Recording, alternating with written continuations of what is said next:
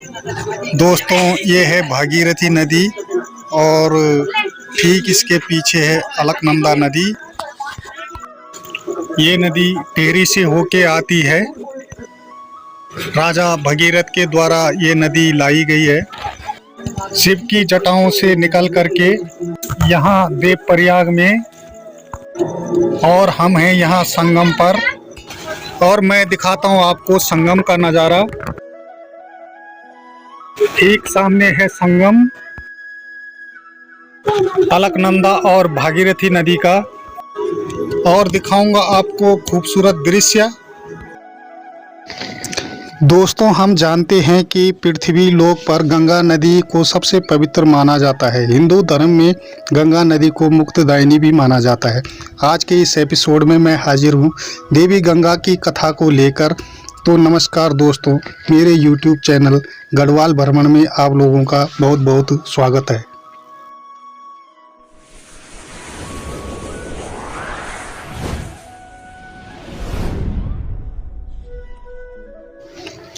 तो दोस्तों, जानते हैं कि कैसे और क्यों देवी गंगा पृथ्वी लोक पर अवतरित हुई। महर्षि वाल्मीकि की रचित रामायण में कथा के अनुसार पौराणिक काल में श्री रामचंद्र जी के वंशज राजा सगर हुए थे। राजा सगर की 2 रानियां थीं, पर संतान किसी भी रानी की नहीं थी। राजा सगर की दोनों रानियों के नाम केसनी और सुमति था। जब राजा सगर को काफ़ी समय तक दोनों रानियों से संतान की प्राप्ति नहीं हुई, तो राजा सगर दोनों रानियों के साथ महर्षि भृगु की तपस्या करने लगे।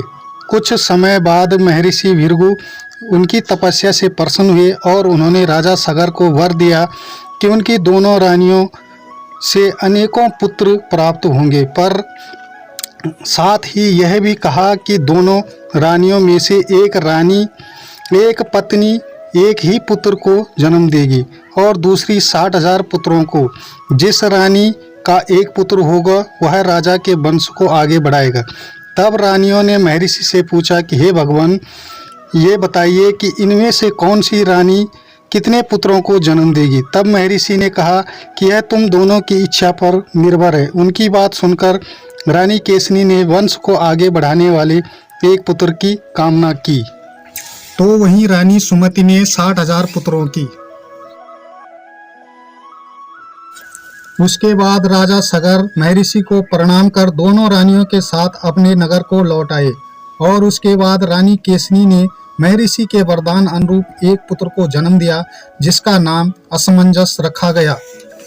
वहीं रानी केसनी के गर्भ से 60,000 पुत्रों का जन्म एक तुम्बे के रूप में हुआ, जिसे देख राजा सगर निराश हुए। पर जब उन्हें फोड़ा गया तो उसमें से छोटे छोटे बालक बाहर निकल आए। समय के साथ जब 60,000 पुत्र युवा हुए तो राजा सगर का ज्येष्ठ पुत्र असमंजस दुराचारी हो गया। वह किसी को उठाकर सरयू नदी के जल में फेंक देता और बहुत खुश होता। यह देख राजा सगर ने असमंजस का विवाह इस उम्मीद से कर दिया कि शायद विवाह के बाद असमंजस सुधर जाए, परंतु ऐसा नहीं हुआ।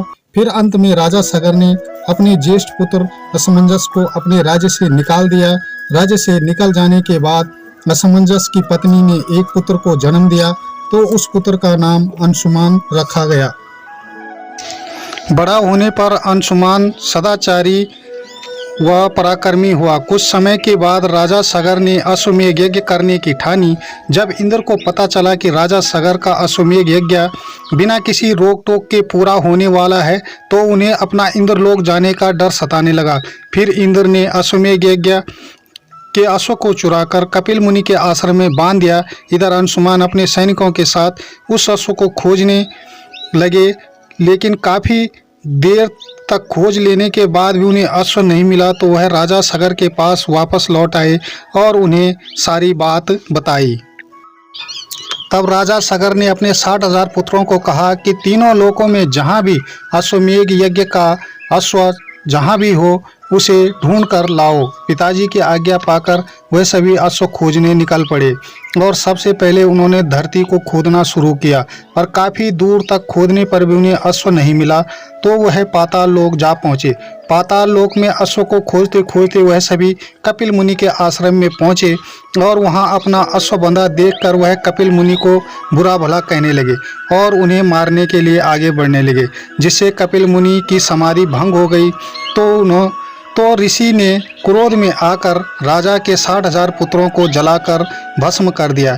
इधर काफ़ी दिन गुजर जाने पर भी जब राजा सगर को अपने पुत्रों की सूचना नहीं मिली, तो उन्होंने अंशुमान को उन्हें खोजने के लिए भेजा। काफ़ी समय ढूंढने के बाद अंशुमान को एक दिन वह रास्ता दिखाई दिया जहाँ उनके चाचा पाताल लोक गए थे। फिर वह उसी मार्ग से पाताल लोक में उस जगह पहुंच गया जहां उसके चाचाओं की राख पड़ी थी, और सामने था अश्वमेध यज्ञ का घोड़ा। अपने चाचाओं की दुर्गति देख अंशुमान बहुत दुखी हुए और उनके मन में विचार आया कि भस्म हुए उनके चाचाओं की मुक्ति के लिए उन्हें जल प्रवाह करना होगा, पर उन्हें कहीं भी पानी दिखाई नहीं दिया। तभी अंशुमान की नज़र कपिल मुनि पर पड़ी, तो अंशुमान ने विनम्र भाव से कपिल मुनि को प्रणाम किया और उनसे क्षमा याचना की। प्रसन्न होकर मुनि ने कहा कि यदि उसके चाचाओं को गंगा जल मिल जाए तो उन्हें मुक्ति मिल सकती है। अंशुमान अश्व लेकर वहां से वापस चल दिए और राजा सगर को सारी बात बताई। राजा सगर ने अश्वमेध यज्ञ पूरा किया और उन्हें अपने पुत्रों की मुक्ति के लिए देवी गंगा को पृथ्वी पर लाने के उद्देश्य से तपस्या करने वन में चले गए। कुछ वर्ष पश्चात राजा सगर परलोक सिधार गए। राजा सगर के पश्चात अंशुमान ने भी देवी गंगा को पृथ्वी पर लाने का प्रयत्न किया, घोर तपस्या की, लेकिन सफल न हो सके और स्वर्ग सिधार गए। अंशुमान के स्वर्ग सिधार जाने के बाद उसके पुत्र दिलीप अयोध्या के राजा बने। तो जब दिलीप का पुत्र भगीरथ बड़ा हुआ तो भगीरथ को राज्य का भार सौंपकर गंगा को पृथ्वी पर लाने के लिए राजा दिलीप तपस्या करने के लिए चले गए, पर वह भी सफल न हो सके। भगीरथ बड़े ही धर्मनिरपेक्ष राजा थे, पर उनकी कोई संतान नहीं थी। तब भगीरथ ने अपना राज्य मंत्रियों को सौंपकर तपस्या के लिए चले गए और ब्रह्मा जी की घोर तपस्या करने लगे। ब्रह्मा जी ने प्रसन्न होकर उन्हें वर मांगने को कहा। तब भगीरथ ने ब्रह्मा जी को अपना मनोरथ बताया कि वह देवी गंगा को अपने पितरों की मुक्ति के लिए पृथ्वी पर ले जाना चाहते हैं, जो कि कपिल मुनि के शाप से भस्म हो चुके हैं।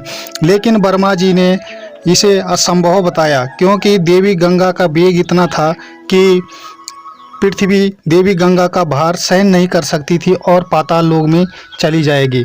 और ब्रह्मा जी ने भगीरथ को पुत्र प्राप्ति का वरदान दिया और कहा कि देवी गंगा का वेग सिर्फ शिव शंकर ही संभाल सकते हैं। तब भगीरथ ने शिव की तपस्या की। शिवजी ने प्रसन्न होकर कहा कि वह गंगा को आने के लिए कहे। इससे गंगा बहुत क्रोधित हुई, क्योंकि वह स्वर्ग नहीं छोड़ना चाहती थी। देवी गंगा पृथ्वी की ओर इतने वेग से उतरी कि वह शिव को भी अपने साथ पाताल लोक लेकर जाना चाहती थी, लेकिन शिवजी ने देवी गंगा को अपनी जटाओं में उलझा दिया और कई वर्षों तक शिव की जटाओं में घूमती रही। अब देवी गंगा का गुस्सा शांत हो चुका था। भगीरथ की प्रार्थना पर शिव ने जटा से एक लठ निकाली और गंगा की धारा बह निकली। आगे आगे भगीरथ थे और पीछे पीछे गंगा की धारा। इस तरह से पृथ्वी पर देवी गंगा अवतरित हुई। लेकिन दोस्तों, देवप्रयाग ही एकमात्र वह स्थान है जहाँ से गंगा जन्म लेती है, क्योंकि संगम के एक तरफ है भागीरथी जो कि उत्तरकाशी से होकर आती है, तो दूसरी तरफ है अलकनंदा। दोनों का संगम होता है देवप्रयाग में, और आगे जो नदी बहती है उसका नाम है गंगा। तो दोस्तों, इसी के साथ मैं अपनी कहानी को समाप्त करता हूँ। यदि आपको कहानी पसंद आए तो चैनल पे पहली बार हो तो चैनल को सब्सक्राइब कर लें, शेयर करें अपने दोस्तों के साथ और एक लाइक ज़रूर करिए, तथा दोस्तों कमेंट में सुझाव दें कि आगे ऐसी आने वाली वीडियो पौराणिक कथाओं पर मैं आप लोगों को फिर से दिखा सकूं।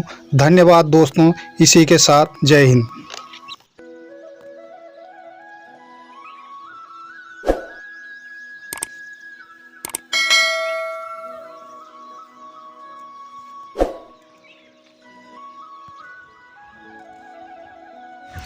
आगे से माँ गंगा बहती हुई बिल्कुल शांत स्वभाव में।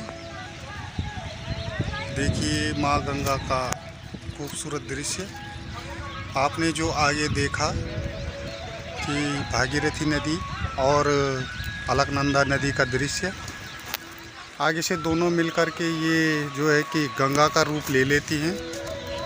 ये देखिए गंगा का खूबसूरत दृश्य, बिल्कुल शांत बहती हुई आप देख सकते हैं।